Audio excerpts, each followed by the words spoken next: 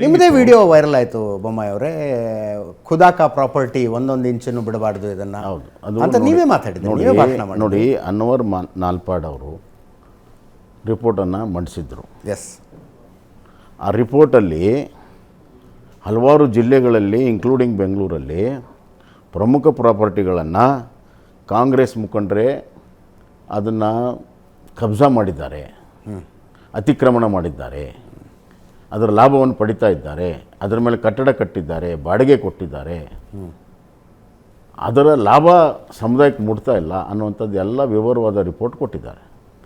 ಅದರ ಆಧಾರದ ಮೇಲೆ ನಾನು ಹೇಳಿದ್ದು, ನೋಡಿ, ಸಮುದಾಯದ ಒಂದು ಜಮೀನು ನಿಮ್ಮದು ದೇವರ ಹೆಸರಲ್ಲಿ ಇರ್ತದೆ.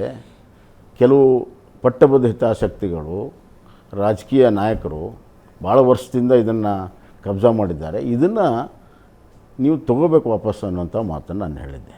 ಅವತ್ತಿನ ಸಂದರ್ಭದಲ್ಲಿ ಯಾವುದೇ ವಾಕ್ ಬೋರ್ಡ್ ಮೀಟಿಂಗು ಆಗಿರಲಿಲ್ಲ, ನಮ್ಮ ಸರ್ಕಾರ ಆದೇಶವೂ ಇರಲಿಲ್ಲ.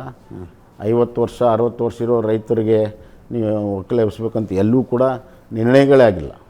ನಾನು ಇಷ್ಟೇ ಹೇಳಿಸ್ತೀನಿ, ನನ್ನ ಕಾಲದಲ್ಲಿ ಯಾವುದಾದ್ರೂ ಒಂದು ಆದೇಶವನ್ನು ನನ್ನ ಕಚೇರಿಯಿಂದ ವಾಫ್ ಬಗ್ಗೆ ಯಾವುದೇ ರೀತಿಯ ನಿರ್ಣಯ ಇರ್ಬೋದು, ಒಂದು ವಾಫ್ ಬಗ್ಗೆ ನನ್ನ ಕಚೇರಿಯಿಂದ ಯಾವುದಾದ್ರೂ ಹೋಗಿ ತೋರಿಸಿದರೆ ನೀವು ಹೇಳ್ದಂಗೆ ನಾನು ಕೇಳ್ತೀನಿ. ನೋಡಿ, ಇದು ಅಪಪ್ರಚಾರ ನಡೀತಾ ಇದೆ. ಚುನಾವಣೆಯ ಸಂದರ್ಭದಲ್ಲಿ ನಮ್ಮ ಮತದಾರರಲ್ಲಿ ಗೊಂದಲ ಮಾಡೋದಕ್ಕೆ ವ್ಯವಸ್ಥಿತವಾದ ಅಪಪ್ರಚಾರ ನಡೆದಿದೆ.